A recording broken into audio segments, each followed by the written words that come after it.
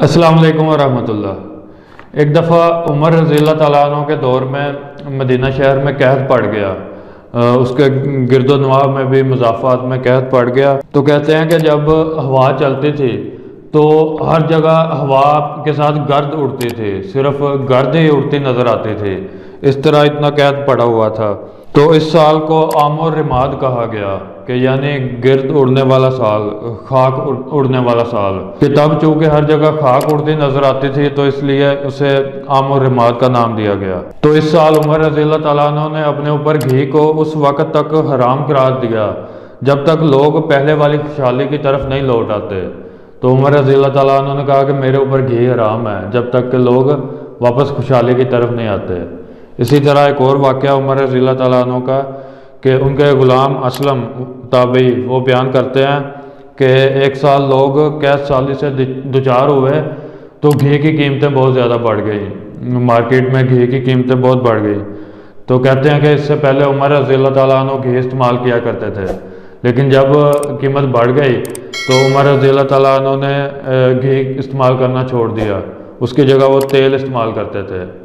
और तेल से आप ये नहीं समझें कि तेल जो है वो तो बेहतर होता है, क्योंकि आजकल कुकिंग ऑयल जो है उसको बनस्पति घी से बेहतर समझा जाता है। उसकी वजह यह है कि ये जो घी है ये फैक्ट्रियों में बनता है, वो मसनूई है, आर्टिफिशियल है, वो नहीं है, देसी घी नहीं है। पहले उस दौर में सिर्फ वही होता था, जानवरों के दूध से जो बनता है देसी घी। तो वो तेल इस्तेमाल करने लग गए उमर रज़ी अल्लाह तआला अन्हु। तो तेल खाने की वजह से उनके मैदा में गर्मी हो जाती थी। तो फिर अपने ग़ुलाम को फरमाते हैं कि ए असलम, इसे अच्छी तरह आग पर पकाकर इसकी हरारत कम कर लिया करो। तो उनके ग़ुलाम बयान करते हैं कि वो इसी तरह किया करते थे, जैसे उन्होंने कहा कि ऐसे पकाया करो तो ऐसे करते थे, लेकिन फिर भी उनके पेट में गुड़गुड़ाहट होती थी। तो कहते हैं तब फिर वो उमर रज़ी अल्लाह तआला अन्हु अपने पेट को मुखातिब करके कहते थे, तू गुड़गुड़ाता है, अल्लाह की कसम तो उस वक्त तक घी नहीं खाएगा जब तक कि लोग खाना शुरू ना कर दे। उमर रज़ी अल्लाह तआला अन्हु ने अपने पेट को मुखातिब होकर ये कहा कि तब तक नहीं खाना जब तक लोग ही ना खाना दोबारा खाना ना शुरू कर दें, यानी कि दोबारा लोगों के लिए अवेलेबल नहीं होता आसानी से, कीमतें इसकी कम नहीं होती।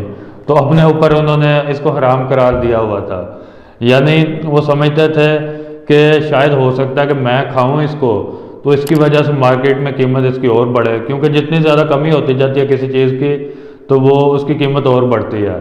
तो देखें वो अपने तरफ से एक इंसान खुद, यानी कि एक आदमी थे, एक फ़र्द, तो एक फ़र्द से वो समझते थे कि मैं छोड़ूंगा तो शायद इससे कुछ फ़ायदा होगा। इसी तरह अगर सब छोड़ें, सारे लोग खाना छोड़ दें तो फिर मार्केट में रेट खुद ही कम हो जाता है। तो उमर रज़ी अल्लाह तआला अन्हु अपने तौर पे तो इस तरह किया करते थे, क्योंकि वो उनका दौर खिलाफत था, वो हुक्मरान थे, तो वो समझते थे कि उनके ऊपर ये लाजमी है।